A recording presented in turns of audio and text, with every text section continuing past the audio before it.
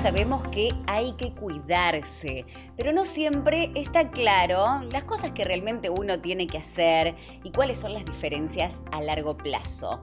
Hoy en OSPP vamos a hablar de prevención real y quiero que presten atención cuáles son los cuidados, cuáles son los hábitos, los conocimientos, las decisiones que impactan en la salud. Y hoy nos visita el doctor Jorge Castorina, especialista en medicina familiar, responsable del área de auditoría de OSPP.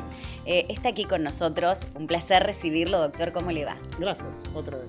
Por favor, vamos a abordar, recién hacíamos la presentación, si tuvieras que elegir 3 hábitos fundamentales para cuidar y proteger de la salud, ¿cuáles serían? Voy a darte 3, A ver. pero voy a elegir más. Como usted quiera. Bien. Usted es el doctor y el que dice. Primero los nombramos. Sí. No fumar. No fumar. Hacer actividad física. Hacer actividad física. Comer sano y cuidar el peso. Sí. Y vamos a dar un plus y vamos a agregar vacunarse, vamos a agregar prevención de accidentes que normalmente pareciera no ingresar dentro del terreno de la prevención, adicciones y enfermedad de transmisión sexual. Totalmente. Esto nuclea la mayor parte de la actividad preventiva. Sí. Y quiero destacar esto porque hoy pareciera que la actividad preventiva pasa por análisis, pasa por determinados tratamientos. No vienen en comprimidos, requieren participación de todos, pero constituyen la más importante inversión a futuro. Bien. El resto no va a pasar por estudios, análisis, sino por hacer estos actos preventivos. Excelente. Doctor, ¿cómo impactan estos cuidados que está mencionando? ¿Podemos ampliar un poquito la información? A ver, recién mencionaba el no fumar. Básico. No fumar implica trabajar sobre el principal factor de riesgo en el mundo de enfermedad. Vamos a dar algunos datos en la Argentina. 25% de la población fuma. Sí. Hombres, mujeres, las mujeres han ganado mucho terreno en esto. Algo serio. Por ahí 13-14% de los jóvenes entre 13 y 16 años fuman. Fumar está relacionado con enfermedad cardiovascular, claramente. Infartos, ataques cerebrales. Está relacionado con diversos tipos de cáncer. Normalmente pensamos en cáncer de pulmón. Claro. Todo el árbol respiratorio está asociado, todos los cánceres, desde la nariz hasta los pulmones, están asociados al tabaquismo. Del tubo digestivo. Y algo que quizás no se conoce mucho. Sí. Está relacionado con el cáncer de mama, está relacionado con el cáncer de cuello de útero. Dejar de fumar es básico. Evitar desarrollar la adicción es básico. De ahí la importancia de trabajar muy tempranamente en este hábito especialmente. Doctor, ¿y qué hay de cierto? Porque muchas veces, uno dice, no, pero yo fumo 1, 2, hasta 6 por día, como mucho. No hace nada, no pasa nada. Yo no fumo un atado de 20. Bien. Hay una relación directa entre la cantidad que fumamos y el riesgo. Lo que no podemos medir es el riesgo individual. Y esto quiere decir cuántos cigarrillos yo, individuo, necesito para que se provoque un daño. Hay pacientes que van a necesitar una cantidad importante de cigarrillos para hacer un infarto, pero otros van a necesitar pocos. Pero además está relacionado con múltiples enfermedades. El EPOC, claro, por ejemplo, es decir, es uno de los grandes problemas. Esos pacientes que a veces vemos en la calle con una bigotera y un tubito, un oxigenador, que ya lo vemos frecuentemente. Eso es efecto mayoritariamente de una enfermedad que llamamos EPOC.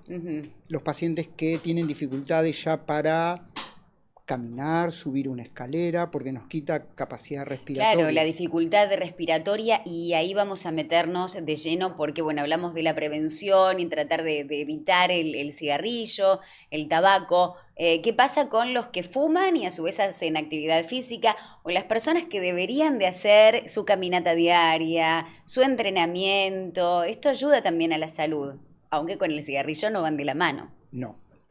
No al sedentarismo. Cada vez la evidencia es más clara en cuanto a la importancia de la actividad física. Puedo ser una persona sin ningún factor de riesgo. El solo hecho de ser sedentario implica tener más riesgo de enfermedad cardiovascular. Y lo último que está apareciendo, no solamente hoy debemos de salir a caminar, a hacer aeróbico. Necesitamos además empezar a hacer ejercicios de fuerza. La musculatura. Exacto. ¿No? Porque recubre nuestro hueso, es importante. Sí, y que además vamos a perder con el paso de los años. Llegar con buena musculatura, buena estructura ósea, depende en parte de la actividad física. Primera indicación. Por eso lo puse en segundo término. Es decir, son cosas que hacen los pacientes. No van con una indicación, no van en comprimido. El ejemplo de la comida sana y el control de peso. Obesidad hoy es una epidemia en el mundo. Más de 30% de la población argentina es obesa. Otro tanto tiene sobrepeso. En los niños es un problema muy serio. 20% de los niños son obesos. La tecnología, estar frente a las computadoras y capaz que comiendo papas fritas. Sedentarismo y alimentación fácil, rica en hidratos de carbono y en grasas, van las dos de la mano para ver lo que estamos observando. Y eso determina parte del pronóstico futuro. Cuando hablamos de prevención, pensemos que hay actos de prevención inmediata, pero hay una inversión a futuro muy importante. Parte de las afecciones se van a presentar recién, quizás a los 60 años, quizás cuando tenemos factores de riesgo a los 50.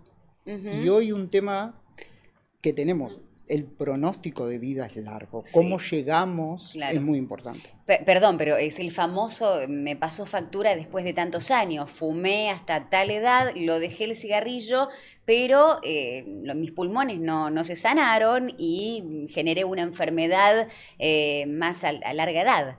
A nivel respiratorio, el cigarrillo tiene una característica, y es que se necesitan años para recuperar lo que se ha lesionado, lo que se ha lastimado en el árbol respiratorio.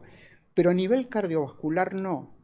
Cuando dejamos de fumar, no tiene que pasar mucho tiempo para que nos comportemos como no fumadores. Siempre está bien dejar de fumar. Ay, qué bueno, a cualquier edad. La indicación es a cualquier edad. ¿Qué otros hábitos, Jorge, ayudan también a la calidad de vida de todos nuestros pacientes? Les nombré algunos otros, no solamente 3. Uno es vacunarse. Vacunas en los niños, pero también en los adultos. Vacunarse hoy, no tiene duda, previene enfermedades. Sí. Voy a decirles 2 datos. A ver. Que tira por tierra cualquier movimiento antivacuna que pueda existir hoy en día. Sí. Vamos a retroceder un poco en el tiempo, unos cientos de años, no muchos, y vamos a pensar en lo que significaba la viruela. Hoy nadie conoce la viruela. Ni siquiera, como puede ser tu caso, fuiste vacunada. Fui vacunada, sí. ¿Contra la viruela? Totalmente, sí, de más chiquita. De muy chiquita. Perfecto. Ahora, cuando en América se produce las grandes epidemias de viruela, mataba entre el 50 y el 90% de los nativos. Mataba el 30% de los europeos. Dejaba secuelas muy importantes, entre ellos la ceguera. Se introduce la vacuna. En el año 1977 se registra el último caso de viruela. Unos pocos años después, la OMS recomienda dejar de vacunar porque la viruela se había eliminado del mundo. Este es el peso de la vacunación. Y viajemos a la actualidad. Hace poco en la Argentina, en el calendario aparece la vacuna contra el virus sincicial respiratorio, que es causa de la bronquiolitis en los bebés. Una causa muy importante de internación, noticias todos los años, hospitales saturados, terapias saturadas.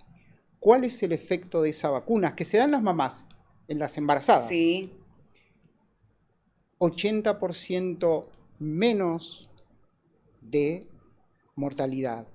70% menos de ingreso a terapias. Esto no es menor. Esto es lo que hace una vacuna. Qué y no nos olvidemos. Doctor, qué importante. Vacunas en los adultos. Sigue necesitándose vacuna antitetánica. Y contra la gripe. Antigripal todos los años. De la neumonía también. Neumococo. Exactamente. Es decir, deben seguir aplicándose las vacunas, no cabe duda. Vieron que muchas veces uno escucha, no, porque me di la vacuna, pero la gripe que me agarró, a las semanas empecé con gripe. Contanos un poco eso, doctor, porque también muchos tienen ese temor, ¿no? Vacunamos en época de gripe. Nos adelantamos. Hoy los calendarios se han corrido en cuanto a las infecciones.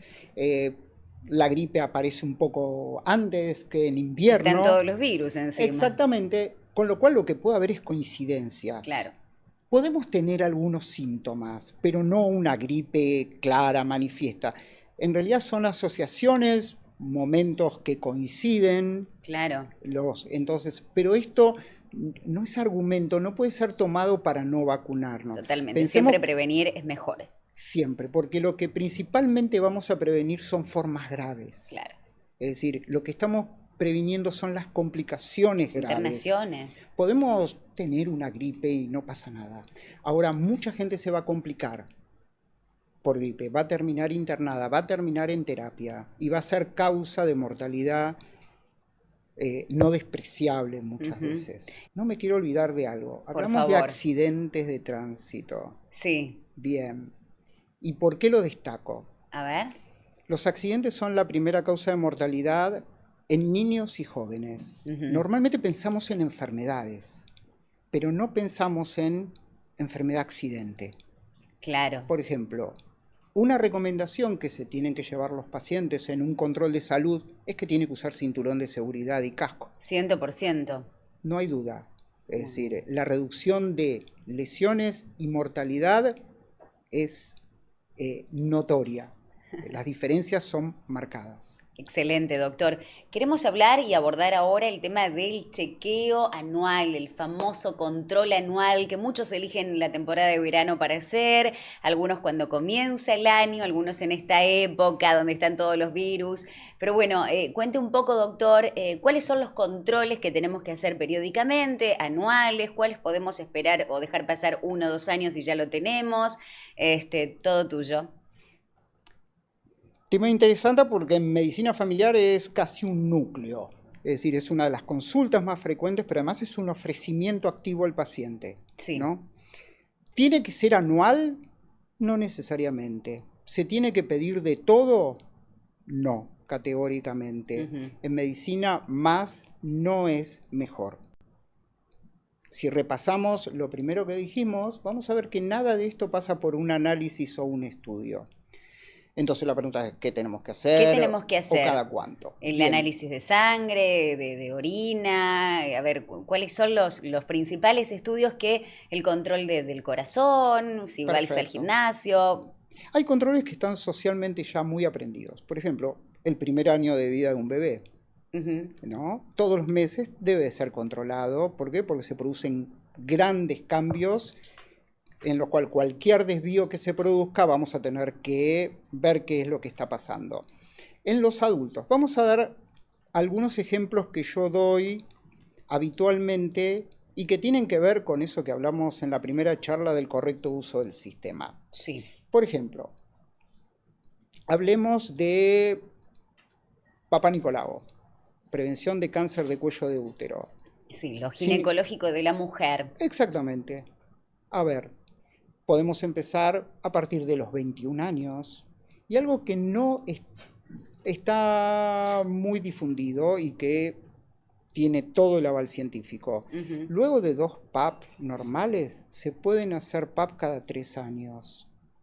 Qué, No es necesario qué todos los interesante años. esto, doctor. Acá nos miramos las chicas del estudio, pero porque es cierto, muchas veces, o sea, todo lo repetimos todos los años. Exactamente. Entonces, Esto, es interesante. esto es claro y contundente, pero deberíamos de difundirlo, que las mujeres, yo siempre les digo a las mujeres, son las que ponen el cuerpo, así que conocer esto me parece central.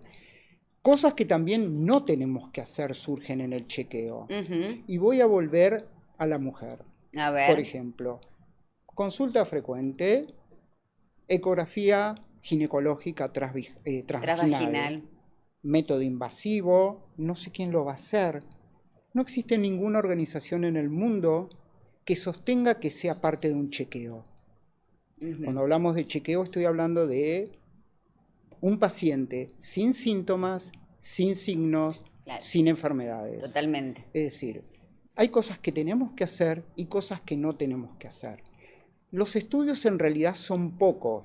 Hoy cada vez vemos más baterías de estudios. Los pacientes vienen y dicen, doctor, quiero que me haga todo. Y yo veo un paciente obeso, sedentario, fumador. Bueno, ahí Listo. lo merece. Listo. No va a salir nada en los estudios. No cambia la Ujú. situación de ese paciente. Por eso yo a veces les digo a mis pacientes, los análisis son una fotografía. Claro. Vos en una fotografía te podés reír. Y yo puedo decir que te reís, no que sos feliz. Son 2 cosas diferentes. Entonces, gran parte del chequeo de salud pasa por recomendaciones, no pasa tanto por estudios. Por supuesto, aparece la mamografía como método de estudio para cáncer de mama, los estudios de colon para detección de cáncer de Sí, que colon. cada vez es más temprano, ¿eh? Eso Sí, escuchaba, bueno, muchos pacientes jóvenes, ¿no? Que le detectaron cáncer en colonoscopías o endoscopías por patologías que en su momento se les decía colon irritable. exacto. Esto volvemos al principio. Sí, Alimentación sería alimentación. uno de los grandes determinantes del cambio, ¿no?, en la prevalencia de cáncer de colon en gente joven. De hecho, están cambiando de a poco algunas directivas. Seguimos a partir de los 50 años, salvo antecedentes, ¿no? Ujú. Pero ya en algunos países están empezando a adelantar los estudios. No sé, ha hecho mundial, pero ya está apareciendo esto. Pero partimos siempre de un hábito. Una mejor alimentación tiene efectos también sobre el cáncer de colon. Es cierto, doctor, que muchos dicen que la verdulería es la mejor farmacia del ser humano. A Es ver, una gran farmacia. es una gran farmacia. Es decir, a ver, yo les digo muchas veces cuando me preguntan, le digo, no hay que ser un monje tibetano comiendo, digamos, por favor. Sí. Podemos comer mucho más sano, sin ninguna duda, necesariamente debemos incorporar muchísimos más vegetales, Ujú. mucho menos carne. Ni hablar de carnes procesadas, los embutidos, Ujú. que ya sabemos que son un factor de riesgo oncológico. Wow. Wow. Y el consumo de embutidos es enorme. Claro, me Entonces, como un sándwich, sí, ¿no? pero el tema es todos los días. Todos los días. Entonces, incorporar vegetales, todo aquello que alguna vez escuché, todo aquello que venga de la tierra y no camine, me pareció genial. Es Espectacular. decir, de todos los colores, me pareció bárbaro. Las legumbres, las frutas. Cambiar nuestra forma de Sí. dieta es un proceso ¿Cómo nos cuesta, no? lento. ¿Cómo nos cuesta a todos? Si alguien quiere empezar a cuidarse mejor, quiere y decide, ¿no? Bueno, a partir de hoy, ¿cómo debería empezar? Porque nos estás dando muchos consejos Ujú. súper saludables. ¿Por dónde empiezo? Hago la consulta, empiezo yo con a cuidarme, a incorporar más alimentos saludables. Algunos necesitan consulta, algunos necesitan seguimiento. Yo planteo Y es muy difícil cambiar hábitos, muy difícil. Es un desafío para la medicina lograr cambios de hábitos. Dar un comprimido es fácil, hago una receta, una hoja de indicaciones, pero lograr cambios de hábitos es difícil. Pero los hábitos se pueden también cambiar de a poco. Sí. Les voy a dar algunos ejemplos que yo doy para cambiar hábitos. No me gusta hacer gimnasia, no me gusta ir a un gimnasia. Es simple, no se preocupe, no gaste, no todos tienen posibilidad de pagar un gimnasio además. Salga a la vereda, camine 15 minutos y vuelva. Claro. Camino 30 minutos. Sí, tomo el subte, me bajo unas estaciones antes del trabajo y llego y hago unas caminatas. Subo escaleras. Esos son cambios. El otro cambio que puedo hacer es, que es uno de los primeros que yo recomiendo, es reducir porciones. Algo tan simple como eso. Hay pacientes que no van a adherir inicialmente a un cambio de dieta. Entonces yo le digo, bueno, le propongo algo. Bajemos las porciones. Comamos menos de todo lo que usted come.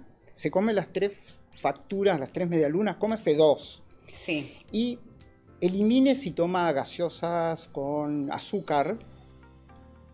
Saquémosla. Es agua con azúcar, nada más.